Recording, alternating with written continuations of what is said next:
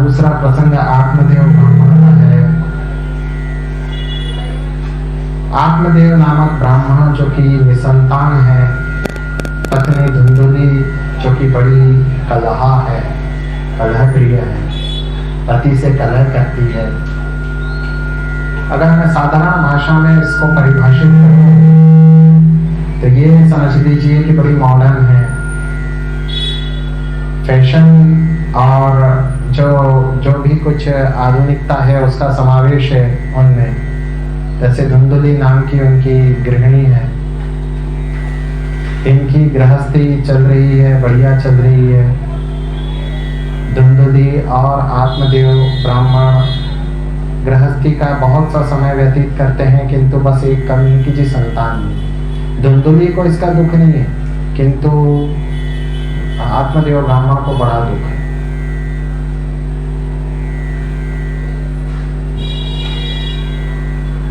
आत्मदेव ब्राह्मण इसी दुख में भगवान की कृपा से एक संत से भेंट करते हैं। प्रसंगवश उस क्षेत्र में एक संत का पधारना होता है और संत से भेंट उनकी होती है। आत्मदेव ब्राह्मण संत से जब भेंट करते हैं तो सीधी सीधी जो है चर्चा अपने हित की करते हैं। जी मेरे संतान, तो देखो आत्मदेव तुम्हारे भाग्य में संतान का सुख नहीं है, तो मुझे तो संतान चाहिए। जब दृढ़ता से हट करते हैं तो फिर एक फल दिया जाता है, इस फल का भक्षण कर लो तुम्हें संतान हो।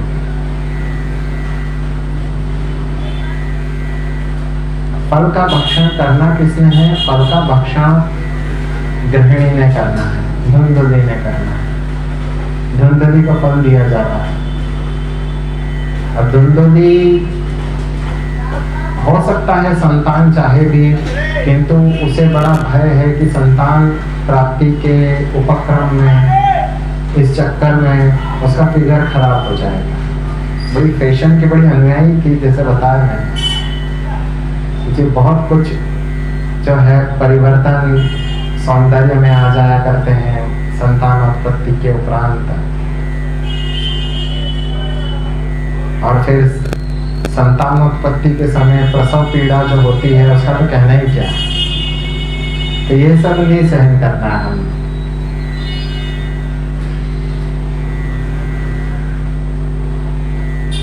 अब क्या करें, फल दिया है। ऐसे में इनकी एक बहन थी, बिल्कुल इन्हीं के शरीर की थी, बिल्कुल कलह करने वाली। तो उन्होंने कहा कि जी एक काम करो कि मेरे पति को कुछ पैसे दिलवा दो अपने ब्राह्मण देवता से किसी भी बहाने, और मैं सगर्भिणी हूँ, मेरे संतान होगी, मैं तुमको दे दूंगी, तो तुमको प्रसव पीड़ा वगैरह नहीं होगी। और ये जो फल है, ये फल तुम कहीं फेंक दो या कुछ कर दो। और उसने सोचा कि यार फल फेंकते नहीं है, फेंके क्या, तो उसको गाय को खिला दिया। ब्राह्मणों के घर में गाय होती तो गाय को खिला।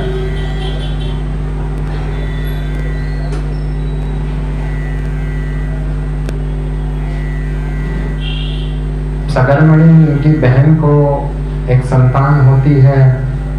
इधर धुंधुली ऐसा नाटक करती है कि वो सगर्भिणी है, और दोनों बहन नाटकबाजी में जो है, एक बहन कहती है मेरा तो बच्चा गिर गया, और वो जो बच्चा उत्पन्न होता है वो ला करके इधर अपनी बहन धुंधुली को दे देती है। धुंधुली कहती है मेरे यहाँ तो बच्चा हुआ, बच्चा हुआ, बच्चा हुआ। संयोग देखिए, उसी समय गाय को भी एक बालक उत्पन्न होता है। उसके कान गाय सरी के, गाय भी उस समय गाई हुई थी, जैसे ही फल खाया वैसे ही, तो उसके कान जो है वो गाय सरी। दो बालक हुए, एक तो गाय को बालक हुआ और एक जो है धुंधुली को बालक हुआ। धुंधुली को बालक हुआ, नाम हुआ धुंधुकारी, जो महान नीच और नर पिशाच प्रकृति का दुष्ट उत्पन्न हुआ। इसका जीवन दुष्टता से परिपूर्ण। आत्मदेव तो बड़ा दुखी हो गया।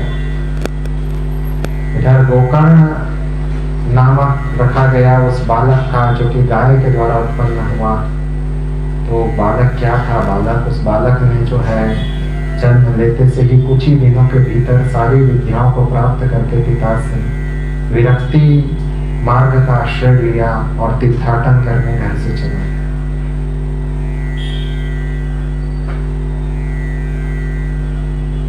तीर्थाटन करने घर से चला गया। इधर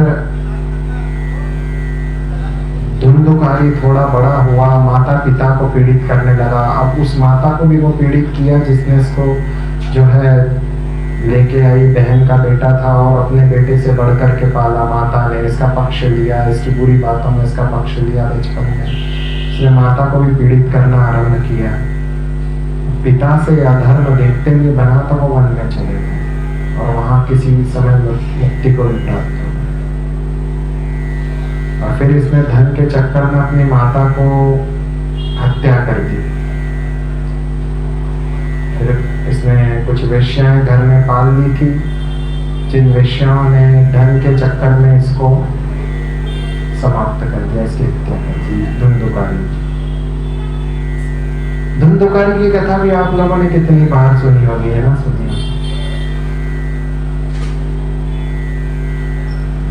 धुंधुकारी की कथा यहाँ तक होती है। उसके उपरांत गोकर्ण महात्मा जब तीर्थाटन करते हैं तो उन्हें ज्ञात होता है, अपने माता पिता का श्राद्ध करते हैं, धुंधुकारी का श्राद्ध करते हैं। जब गांव में आते हैं तो प्रेत के रूप में धुंधुकारी दिखता है। गया आदि तीर्थों पर श्राद्ध करने के उपरांत भी धुंधुकारी मुक्त नहीं हुआ। सूर्य भगवान की प्रार्थना करके पूछते हैं कि सूर्य भगवान बताओ कैसे मुक्ति संभव है? श्रीमद् भागवत के पारायण द्वारा मुक्ति संभव है। श्रीमद् भागवत साप्ताहिक कथा करो तो मुक्ति संभव है। साप्ताहिक कथा करने के पूर्व एक बांस लेते हैं, उस बांस में धुंधुकारी का प्रवेश कराते हैं।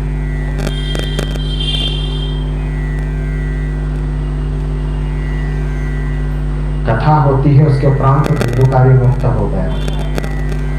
श्रोताओं ने पूछा कि जी धुंधुकारी मुक्त हो गया, परंतु आप कथा कहने वाले भी मुक्त नहीं हो, हम भी मुक्त नहीं हो, ऐसा क्यों? क्योंकि आपका मनोयोग उतना नहीं था ना, आपका ध्यान उतना नहीं था। प्रेत ने पूरी ध्यान से, पूरे मनोयोग से कथा सुनी कि जी अब हम क्या करें।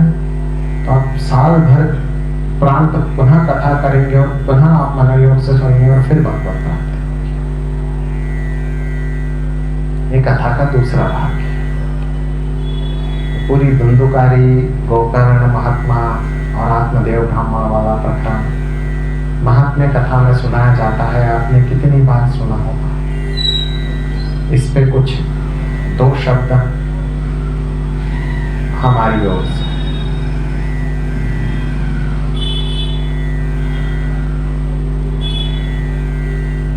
सबसे पहले मैं कुछ ऐसे भाग जो कथा में यहाँ प्रकाशित करना चाहूंगा।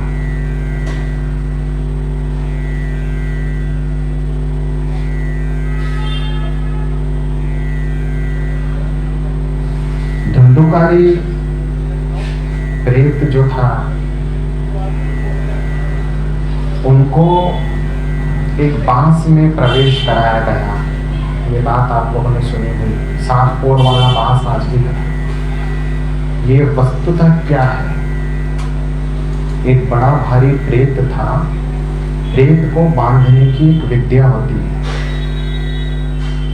प्रेत बंधन विद्या। यदि किसी को प्रेत योनि प्राप्त है और कोई किसी को परेशान कर रहा है प्रेत, तो उस प्रेत को किसी न किसी पदार्थ में बांध देते हैं। उदाहरण के लिए संप्रति बोतल जैसे होती, बोतल में ही बांध दिया और बांध करके आपने कहीं फेंक दिया, गाड़ दिया। वहां बांस था और गोकर्ण एक सिद्ध महात्मा थे जिन्होंने सभी विद्याओं का अनुशीलन किया हुआ, एक महारथी थे। उन्होंने उस प्रेत को उस बांस में प्रवेश करा के बांस को लॉक कर दिया। नहीं तो प्रेत योनि में मनुष्य कथा नहीं सुन सकता, कोई जीव कथा नहीं सुन सकता, कोई प्राणी कथा नहीं सुन सकता प्रेत योनि में। अब जब उस बांस में लॉक कर दिया गया, साथ ही साथ अपनी सिद्धियों द्वारा ऐसा प्रयोग किया गया कि जो मैं कथा कह रहा हूं वो ये सुने। अब वहां कथा के अतिरिक्त कोई स्वर ही नहीं था, तो वो स्वर उस प्रेत के कान में पड़ रहे थे। और निकृष्ट योनि वाला यदि अमृत पिएगा तो उसको पहले अमृत प्राप्ति होगी, हम लोग पिएंगे तो बाद में पीछे होगी। तो उसको बहुत थोड़े से ही ध्यान की आवश्यकता पड़ी, और जैसे उसको इस अमृत की प्राप्ति हो गई वैसे उसकी मुक्ति। अब समझ में आया कि नहीं आ रहा है कि नहीं आ रहा कि बांस की आवश्यकता नहीं, उसको प्रेत था और उस भयंकर से प्रेत को एक बांस में बांधा गया था। बांस होगा वहां रखा होगा, एक्सीडेंटली या कोइंसिडेंटली वहां पे वो बांस रखा होगा, संयोगवश वहां एक बांस रखा है। तो उस बांस, कथाओं में ये भी आता है कि 7 दिन 7 पोर बांस के फटे। वस्तुतः 7 बांस के पोर फटना अर्थात एक चिन्ह है ऊपर से कि जीव पर जो प्रयोग किया जा रहा है वो सफल है। प्रयोग लंबे होते हैं, कई बार 9 दिन, 5 दिन, 11 दिन, 10 दिन, कोई भी प्रयोग, कोई भी सिद्धि, कोई भी तपश्चर्या, परंतु बीच बीच में ये सूचनाएं प्राप्त होती रहती है कि नहीं आप सफलता की ओर। हम लोग भी जब ध्यान में अथवा कोई भी अनुष्ठान करते हैं तो ये पता चल जाता है कि हम सफलता की ओर हैं अथवा सफलता में देर लगी।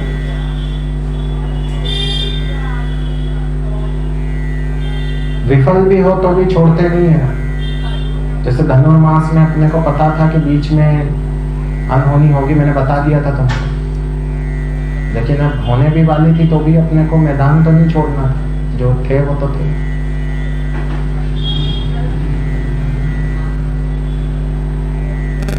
तो ये अनुष्ठान कर्ता को पता होता है कि सफलता प्राप्त हो रही है, तो ये उसका द्योतक है।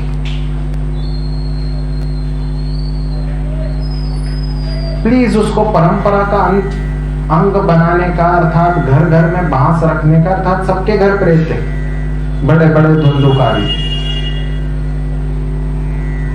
तरह तरह की परंपरा लोगों ने बना ली कि कितने पितर हैं कि जी 5 लोग गए हमारे यहाँ, 5 है, 5 के डंडे रख दिए।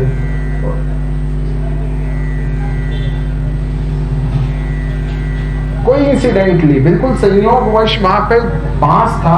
प्रेत का जो उपचार होता है ना, जो प्रेतों का जो उपचार किया जाता है वो अपनी विद्याओं में ऐसे ही किया जाता है कि यदि प्रेत की शांति संभव नहीं है, जैसे एक प्रेत की शांति संभव नहीं है, ये पता पड़ गया कि इसको तो प्रेत योनि में रहना, और वो प्रेत किसी को पीड़ित कर रहा है, तो आचार्य क्या करेगा कि किसी आचार्य के किसी व्यक्ति को यदि पीड़ित कर रहा है प्रेत, आचार्य का व्यक्ति उनका अपने वाला जो है वो प्रेत से पीड़ित हो रहा है, प्रेत से उनको कोई लीजिए दीजिए नहीं है, प्रेत से प्रयोजन नहीं है, प्रेत से मतलब नहीं है, तो क्या करेंगे कि प्रेत को उस व्यक्ति से दूर करके और उसको कहीं बांध देंगे, उसका बंधन कर देंगे, बंधन करके छोड़ देंगे। और फिर कोई सहृदय आचार्य होगा तो फिर प्रेत मुक्ति के लिए अनुष्ठान करेगा कि फिर उनके लिए जो तरह तरह के श्राद्ध और तरह तरह के उनके लिए जो है आत्मा की शांति के लिए जो भी किया जाता है वो सब करवाए। आप समझ रहे हैं इस बात को? तो प्रेत मुक्ति का एक बहुत बड़ा जो बहुत सामान्य सा जो एक साधन है, वो साधन ऐसा है कि उसको लॉक किया जाता है। तो यहाँ लॉक किया गया और लॉक करने के उपरांत तो वो लॉक फूटा और वो ऊपर चला गया। अब एक दूसरी बात, अब गांव वालों से जब प्रश्न हुआ कि भाई ये जो विमान आया लेकर के गया, तो गांव वालों को बताया गया कि भाई उसने मनोयोग से सुनी थी। मनोयोग अर्थात उस वो बेचारा जो कि ऐसी योनि में था जहां सुन ही नहीं सकते, कुछ खा ही नहीं, पीड़ित प्रेत बहुत पीड़ित रहता है। प्रेत स्वयं तो अंदर से इतना पीड़ित रहता है, फिर वो दूसरों को पीड़ित करता है अच्छा खासा। प्रेत अथवा पिशाच, तो स्वयं उसको भोजन की सुगंध आती है, बढ़िया बढ़िया भोजन दिखाई पड़ता है, वो खा नहीं सकता है, वो पी नहीं सकता है, पता नहीं उसको तरह तरह की भांति भांति की पीड़ाएं होती है। तो ऐसा प्रेत, समझ रहे हैं आप लोग? तो साथ प्रेत योनि में जहां कुछ शब्द सुनाई नहीं पड़ते हैं ठीक तरह से, भगवत वाणी तो बिल्कुल नहीं, और उनको ये अपनी सिद्धि से सुनवा रहे थे, तो इतनी सिद्धि उनके लिए पर्याप्त हुई कि जहाँ सुनाई नहीं पड़ती कुछ भी, उसमें इतने से स्वर भगवान के सुनाई पड़ गए, तो बहुत बड़े किसी जन्म के पुण्य उदय हुए तो सीधे। अब हमको जहाँ सब कुछ सुनाई पड़ता है, वहां हमारा जो कॉन्शियस है, हमारा जो कॉन्सेंट्रेशन है, वो अनिवार्य है। अच्छा, ध्यान के विषय में बताता हूँ आपको थोड़ी सी बात। हमारी जो ध्यान होता है, वो ध्यान भी बड़ा अर्थात योग की जो अष्टांग योग है उससे संबंध है पूरे ध्यान का, कि बिल्कुल हम कथामय हो जाए बिल्कुल, अर्थात जो ब्रह्म का विवेचन, भागवत जी क्या है, ब्रह्म का विवेचन। द्वितीय स्कंद के 9वें अध्याय में भगवान ने जो है तत्वोपदेश 4 श्लोकों में कर दिया। अब ये 4 श्लोकों में कर दिया, अगर इसका अनुशीलन ठीक तरह से कोई आचार्य करवाए तो फिर उसके कहने के ध्यान से सुनिए। मनोयोग से सुनना क्या है, अर्थात ये नहीं कि हम बहुत ध्यान से शब्द सुन रहे हैं, अर्थात बिल्कुल उस कथा में ही स्वयं को कहीं ना कहीं पाना। केवल कथा के समय नहीं, पूरे 24 घंटे, अब पूरे 24 घंटे उस एटमॉस्फियर को आपने अपने अंदर इस तरह से कर लिया कि वो एटमॉस्फियर और आप सब एक ही हो गए। अर्थात सुषुप्त आपकी जो इंद्रियां हैं, सुषुप्त आपकी जो नाड़ियां हैं, उन सब में जो है भगवान नाम की धुनी गुंजायमान होने लगी, कहीं ना कहीं सभी चैतन्य होगी और तत्व की ऊर्जा उसमें प्रवेश करने लगी। और ऐसा जब 7 दिनों तक अनवरत हो गया तो 7वें दिन तो फिर सीधे भगवत था। अब 7 दिन क्यों? 7 दिन का समय जो है वो निर्धारित है इस योग के लिए। वो क्यों, उसका उत्तर नहीं दिया जा सकता। परंतु ये जो बीच में 1 वर्ष है, इस 1 वर्ष में गोकर्ण महात्मा ने ग्रामवासियों से यौगिक क्रियाएं करवाई होगी। अनुष्ठान जैसे यज्ञादि अनुष्ठान, इसके साथ ही साथ नियम बताए होंगे कि ऐसे ध्यान लगाया करो, ऐसे मन को एकाग्र करा करो, ऐसे चिंतन किया करो, इतना आपको गायत्री साधना करनी है, इतनी ये साधना करनी है, इतनी वो साधना करनी है, ऐसा करना है, वैसा करना है। तो उससे हमारा जो ये जो मन है ना, ये बड़ा सशक्त होता है। मन जब सशक्त होता है तो उसमें फिर जो है भगवान की वाणी बहुत अच्छी तरह से समाविष्ट होती है, और फिर समाविष्ट होती है तो फिर कहना क्या, समझ में आया? ऐसा तो ये पूरी प्रोसेस रही होगी।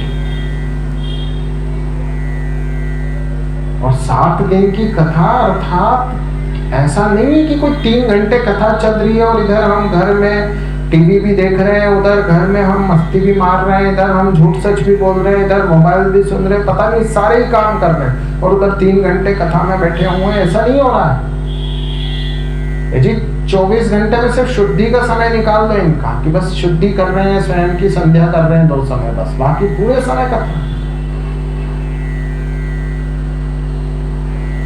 मैं गोकर्ण महात्मा की कथा की बात कर रहा हूं। कलयुग की कथा क्या है, ये कलयुग के जो आचार्य हैं जिनके विषय में मैं आगे कहूंगा आपको, उन्होंने परिभाषित किया कि कलयुग में ऐसी कथा होनी चाहिए। मैं गोकर्ण महात्मा की बात कर रहा हूं, जिन कथा में आया है कि ये जो है पूरा का पूरा गांव और गोकर्ण महात्मा सब गए ऊपर।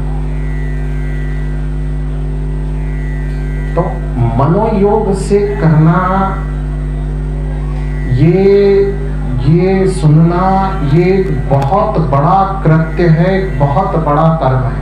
हम साधारण आप ध्यान लगा के सुन लोगे तो मन में बड़ा आनंद आ जाएगा, ध्यान लगा के कह देंगे तो हृदय में बड़ा आनंद आ जाएगा। जो संगीत में आनंद आता है उससे करोड़ गुना अधिक।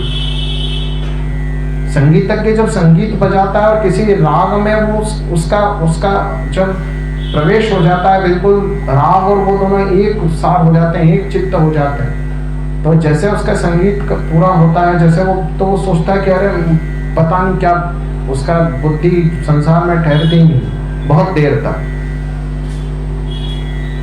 बड़े बड़े संगीतकारों के आप अनुभव और उनके जो संस्मरण है वो सुने। मैंने एक बार सुना था कि स्वर्गीय पंडित शिव कुमार शर्मा ओंकार नाथ जी ठाकुर के विषय में कह रहे थे कि ओंकार नाथ जी ठाकुर का गायन हुआ, मैं सुन रहा था, और जब सुना तो उसके उपरांत तो वो ऐसे हो गए कि बिल्कुल कुछ कहते सुनते उनसे बंद नहीं रहा था, एक शब्द मुंह से नहीं निकल रहा। तो जब संगीतकार इतना हो जाता है, तो जब भगवत भक्ति या भगवत चैतन्यता जब किसी में प्रवेश करती है तो कैसा होगा वो, क्योंकि वो वाली स्थिति है। और उसके लिए पहले से तैयारी करवाई होगी कि साल भर तुम ऐसा ऐसा करो, ऐसा ऐसा करो, ऐसा ऐसा करो, ऐसा ऐसा करो। वैज्ञानिक व्याख्या का समय आता है, अभी तक समझ में आया आपको?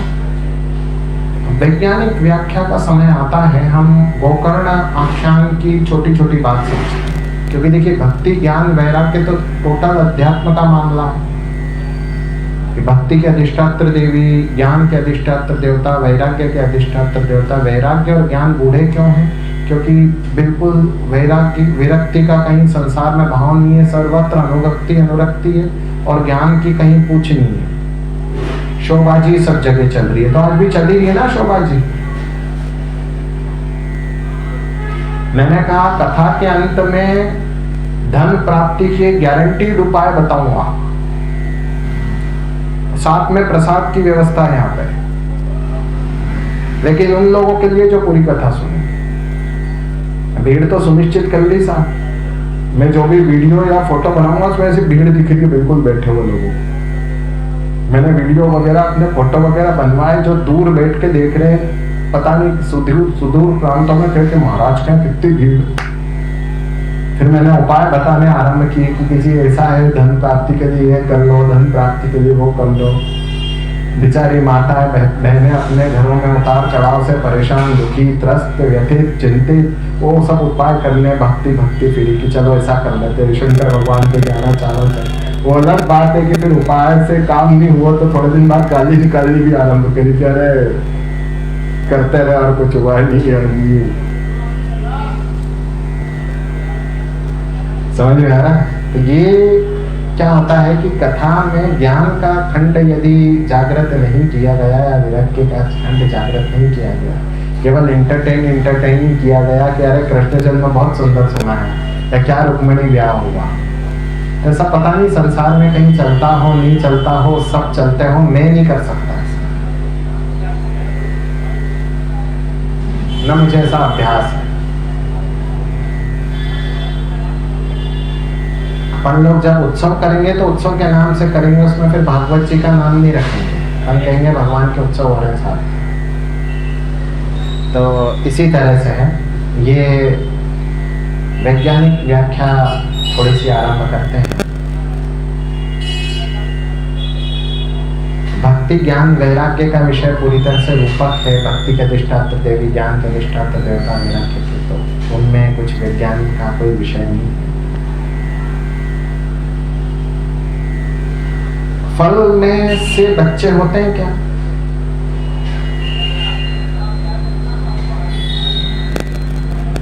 एक एथिस्ट आपको मिल गया, एक नास्तिक मिल गया, अनिश्वरवादी मिल गया, या कोई विधर्मी मिल गया, या कोई हमारा धर्मद्रोही मिल गया, कोई सेकुलर मिल गया, तो जी फल से बच्चे होते हैं कैसा मूर्ख बना रहे हो आप? क्या कह रहे हो आप? फल से बच्चे होते हैं?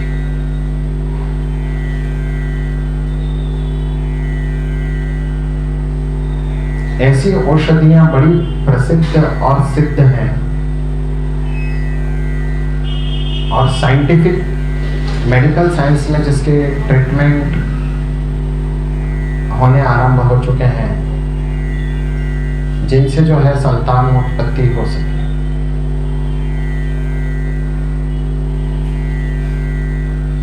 ऐसी कुछ औषधि अभी पता है, वो तो विज्ञान का चरम था, वहां पे तो सारी औषधि पता है। अब उन औषधियों के अभिषिंचित जल से जब किसी पौधे को सींचा जाए और वह पौधा वृक्ष बने, और बाद में भी उस पे उन्हीं औषधियों का जो है सिंचन किया जाए, तो उसके फलों में वो गुण उत्पन्न हो जाते हैं कि उनसे जो है संतान होने लग जाए। किसी दोष के कारण किसी में संतान नहीं हो रही हो तो संतान उत्पन्न होने लग जाए। अथवा इतना उसके गुण बलवान है कि किसी वृद्ध द्वारा भी यदि उसका सेवन कर लिया जाए, तो उसके उपरांत जब वो जो है पति पत्नी दोनों जो है गर्भाधान करेंगे तो उनको संतान हो, वृद्ध की, क्योंकि वो जो औषधि है वो औषधि का चमत्कार है।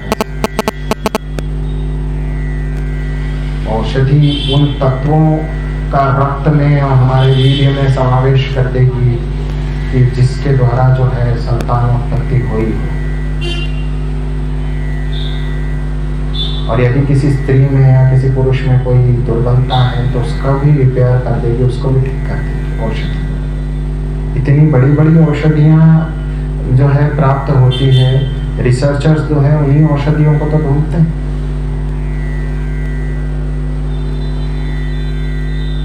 ऐसी औषधियों पर रिसर्च हो चुकी है पहले, जिनके द्वारा ऐसे पत्तियों के द्वारा रक्त बनाया जा सकता है जो किसी भी ब्लड ग्रुप के लिए काम आ सके। इन सब बातों पे जो है बड़ी विचारधाराएं अटी पड़ी, लेकिन ये जनता के सामने नहीं लाई जाती। कुछ जो अन्वेषण है, कुछ जो बड़े खोज हैं वो सामने आते हैं। ऐसी औषधि क्या संभव है? बस ऐसा ही एक दिव्य फल दिया, ये तो नहीं कह रहे हैं कि उन्होंने प्रकट करके दे दिया चमत्कार से कि ये चमत्कार, उन्होंने फल दिया, यही लिखा है ना कथा में, तो क्या नहीं हो सकता। और फल में भी ऐसी औषधियां जो है सुई द्वारा जो है संप्रेषित की जा सकती है। सुई में जो है औषधि का लेप लगाया और उसमें जो है जगह जगह उसको अंदर तक करके और पूरा फल को उससे युक्त कर दिया जाए, तो बिल्कुल ऐसा हो सकता है, संभव है।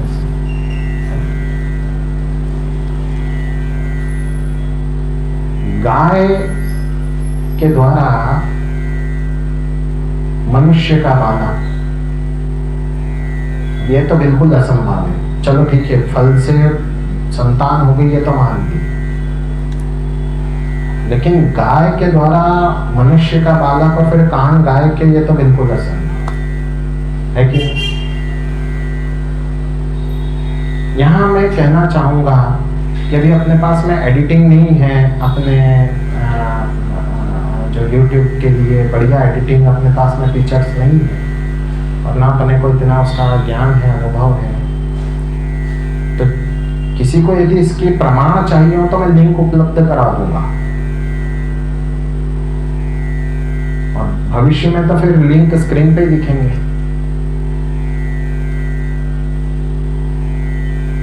अब ये प्रश्न तो बड़े प्रमाण के साथ जोरदार करा जाएगा अपने से कि जी गाय के द्वारा मनुष्य का बालक और उसके भी कान गाय जैसे। हाँ, संभव है। यूनाइटेड किंगडम के बायोलॉजिकल रिसर्च सेंटर ने काऊ ह्यूमन हाइब्रिड पर रिसर्च पूर्ण कर ली है। जैसे ह्यूमन क्लोनिंग होती है, क्लोनिंग अवैध कर दी गई है। क्लोन अर्थात एक व्यक्ति से दूसरा वैसा का वैसा व्यक्ति बना देना, सुना होगा आपने, क्लोन के विषय में सुन रखा हूं। ऐसे ही काऊ ह्यूमन हाइब्रिड, उसमें सेल्स लेते हैं, गाय के रक्त के सेल्स और मनुष्य के रक्त के सेल्स जो है वो मिला करके, और जो है वो एक प्रक्रिया द्वारा ऐसे जीव तैयार करते हैं जिनमें गाय के भी अंश होते हैं, अर्थात देह तो मनुष्य शरीर का और मुंह कुछ गाय शरीर का, अथवा कान इत्यादि गाय शरीर का, ऐसा होता है। औषधियों के द्वारा ऐसा हो गया हो, इसमें क्या जो है संदेह। सैकड़ों प्रमाण मिलते हैं। काउ ह्यूमन हाइब्रिड कोई भी सर्च मार ले गूगल में तो वो निकल जाएगा, कोई बड़ी बात नहीं है। यूनाइटेड किंगडम के साइंटिस्ट ने किया, यूएसए के साइंटिस्ट कर चुके हैं, इस पर सफलता पूर्वक शोध कर चुके हैं, अर्थात शोध पूर्ण हो चुकी, बना चुके हैं इसे। और अपने यहाँ भी एक ऐसा भी 2008 में कहते हैं कि गाय द्वारा जो है एक ऐसा बालक जन्मा जिसका मुख मनुष्य की तरह था। अब अर्थात इस प्रकार के बालक, इस प्रकार के जीव संभव है। हम कह देंगे तो क्या हो जाएगा कि अरे ऐसा होता है क्या, और वो कह देंगे कि हमने शोध की और ऐसा बना लिया, तो तुम मान देंगे कि नहीं साहब आप कहाँ सनातन, कहाँ आज का विज्ञान। मैं इसलिए ये बात कह रहा हूं क्योंकि आगे चल के बच्चे पूछेंगे ऐसा कैसा होता है, क्या कथा क्या सुना रहा है।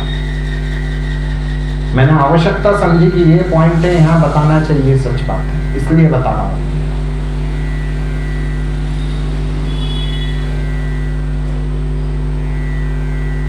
अब और आगे प्रेत, अब घोस्ट का फिनोमिना सभी मानते हैं, पूरी संसार इस पे लगभग, जो माने नहीं वो उसने भोगा होगा, चाहे वो अन्नाबेल डॉल हो, चाहे बहुत सारे ऐसे स्थान हो, सबको पता है कि इसकी मिस्ट्रीज हैपन्स, रहस्य होते हैं इस प्रकार के। किंतु यदि संगीत अथवा कुछ ऐसी प्राकृतिक वातावरण उनको उपलब्ध कराया जाए, ऐसे घोस्ट को, तो वो जो क्षेत्र हैं अथवा वो जो घोस्ट हैं वो दूर हो जाते हैं, चले जाया करते हैं, ऐसा भी कहा जाता है।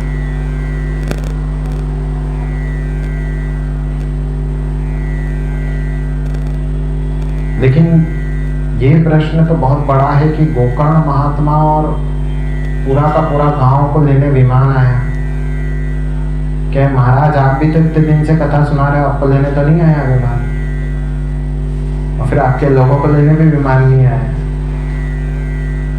अच्छा, विमान लेने आया, वो देखा किसने? गांव ने, पूरा का पूरा गांव गया था, देखा किसने? देखा किसने? देखा किसने? गांव वालों नहीं देखा ना, पूरे के पूरे गांव को तो ले गया था वो, जितने सुन रहे थे सबको ले गया था, और कोई था ही नहीं तीसरा व्यक्ति। कहने वाले और सुनने वाले थे, सुनने वाले होंगे बहुत सारे, ढेर मारे, उन सबको ले गए। ठीक बात है, ठीक बात है। कनाडा में एक एंगिकोना लेक है, बड़ी प्रसिद्ध लेक, बड़ा प्रसिद्ध झील, उसके पास में गांव। उस गांव के रहने वाले जो है वो फर का काम करते थे, कि जानवरों का जो फर रहता है ना, फर निकाल के और वो फर बेचते थे। फर लेने जो आया करते थे व्यापारी दूर दूर से उनको फर दिया करते थे। वो फर बहुत ऊंची स्तर का था। दूर दराज का इंटीरियर में जो गांव होते हैं, अंदर वाले, जैसे अंदर वाला थोड़ा सा गांव था, लेकिन सीन तो ऐसा है कि इतना जोरदार है कि आपको दिखाऊंगा तो भी आप लोग बड़े प्रसन्न हो जाओगे। बढ़िया सीन सीनरी है वहाँ पे, बहुत अच्छे दृश्य और प्रकृति।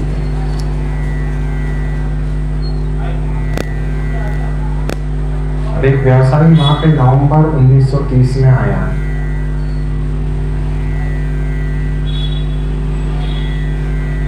जब वो नवंबर 1930 को आया, तारीख इतनी कंफर्म नहीं है, 22-24 भी हो सकती है, 25 भी हो सकती है, किंतु 27 को उसने पेपर में पोस्ट आई, उसने पुलिस में रिपोर्ट किया। पूरा का पूरा गांव जो रात में सब थे, वो सारे के सारे लोग पता नहीं कहां चले गए।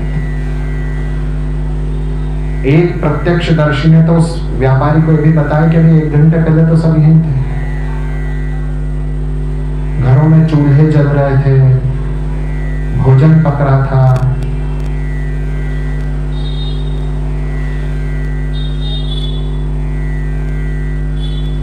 और केवल ग्रामवासी नहीं, पशु पक्षी सब गायब। दूर दूर तक खोज हुई, विधिवत सेना लगी, आर्मी लगी ये देखने के लिए कि कहां गए। इस बात को बहुत ऊंचे स्तर पे लिया गया, कोई छोटी बात नहीं थी कि इतने गांव वाले अचानक कैसे चले गए, तो बड़ी आश्चर्य हुआ। तो पूरा क्षेत्र छाना गया, खोद खोद के देखा गया कि कहीं किसी ने गाड़ दिया हो, कि मर गए हो और गाड़ दिया हो। न तो गाड़ा, न तो मरा, न तो कहीं भी पता नहीं। हाँ, ऐसे बिल्कुल ताजा आग चल रही थी जैसे अभी किसी ने बस जलाई हो। भोजन पक रहा था, कहीं कहीं आदमी तापने के हिसाब से नवंबर में ठंडा नहीं आरंभ हो जाती, ऐसा पूरा वातावरण जो जैसा था वो वैसा छोड़। प्रश्न ये उठता है कि कुछ हुआ और वो अचानक लुप्त हो गया।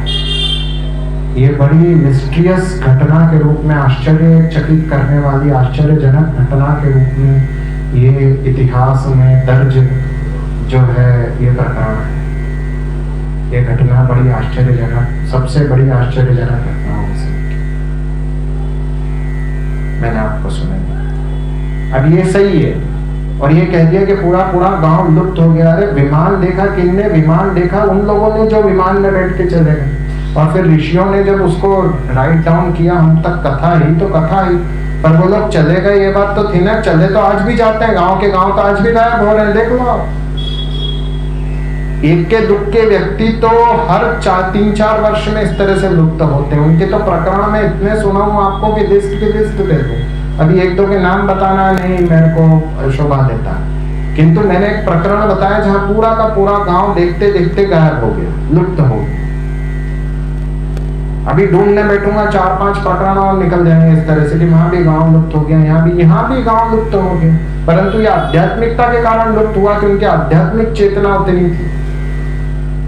अच्छा, एक वेबसाइट है, उस पे संगोष्ठी हुई। संगोष्ठी में ये तत्व निकल के आया कि जिनकी आध्यात्मिक ऊर्जा रहती है, जो बड़े ध्यान से अपने अपने चक्रों को, हम तो चक्र मानते हैं, तो अपने चक्रों को जागृत करके पूरे ध्यान से पूरे अपने आप को कथामय कर लेते हैं। जैसे मैंने अभी आपको संगीत का उदाहरण दिया कि संगीत में जब मनुष्य रमता है तो कैसा उसकी अवस्था हो जाती है, उस तरह से भगवत भक्ति में जो स्वयं को ओतप्रोत कर लेते हैं, तो ऐसे व्यक्तियों का जो है संपर्क जो है वो सीधा सीधा ऊपर जो है परम सत्ता से होता है। और ये साइंटिस्ट डिस्कस कर रहे हैं वेबसाइट पे कि उनको बड़े अनुभव होते हैं, वो बड़े दिव्य अनुभव करते हैं जो वो किसी को नहीं सुनाते। और एक स्त्री का जब इंटरव्यू दिया जा रहा था तो उसने तो ये भी कहा कि मैंने भगवान से प्रार्थना की कि ये जो विश्व में अशांति है वो दूर हो। मैं तो नहीं जानता था भगवान कौन है। तो ईसाई बहन थी, जो भी थी वो, तो ये उसने अपने अनुभव सुनाया इंटरव्यू में। तो वो स्त्री को जो है अपने आप को वो उसने दूसरे लोक में पाया रात्रि में। तो केवल जब मानवता की प्रार्थना कर ली तब दूसरे लोक में पाया। तो यहाँ तो 7 दिन उन्होंने उस अवस्था में जिए। 7 दिन आप 5 मिनट जी के देखो, 3 मिनट। संगीत बहुत छोटी चीज है, ये तो बहुत बड़ी बात है। और उसमें 7 दिवस यदि किसी ने व्यतीत कर लिए तो 7वें दिवस में तो सीधे वो लुप्त हो जाएगा, देह यहीं की यहीं रह जाएगी, वो कहीं चला जाएगा, पता नहीं क्या होगा। किंतु ये प्रकरण कहीं से कहीं तक मिथ्या नहीं है। आज भी ऐसी घटनाएं होती है। लुप्त तो हुए ना, लुप्त ये भी हुए। आज कोई सांसारिक चालू व्यक्ति देखेगा तो उसके सामने तो वो लुप्त हो जाएंगे, उसको थोड़ी ना विमान दिखेगा। उसके नेत्रों में वो शक्ति नहीं है कि वो विमान देखे। उसके सामने तो अदृश्य रहेगा, विमान दिखेगा दिव्य विभूतियों को। लिखा भी दिव्य विभूतियों ने जिससे हम सुन सके कि ऐसा होता है, पर उसके सामने लुप्त हो जाएंगे कि गांव वाले कथा सुन रहे थे यार, अचानक गायब हो गए, पंडित जी भी चले गए, सुनने वाले भी गए, कहने वाले भी गए। तो ऐसा नहीं है, ऐसा नहीं होता है कि गांव के गायब नहीं होते हैं, होते हैं। जो मैं वैज्ञानिक व्याख्या कर रहा हूँ अर्थात प्रमाणित कर रहा हूँ कि देखो जो अपने पुराणों में लिखा है ये संभव है, ऐसा हो सकता है, होता है ऐसा। ठीक है ना, ये कोई ऐसी बात नहीं है कि कोई, ठीक है। यह प्रकृतैर्ज्ञान कथैर्जनानां यथा शयं देहगतो विभाति यथा निधः पार्थिवमाश्रितो गुणं स ईश्वरो मे कुर्यान् मनोरथम्। श्री राम जय जय राम, श्री राम जय जय राम, श्री राम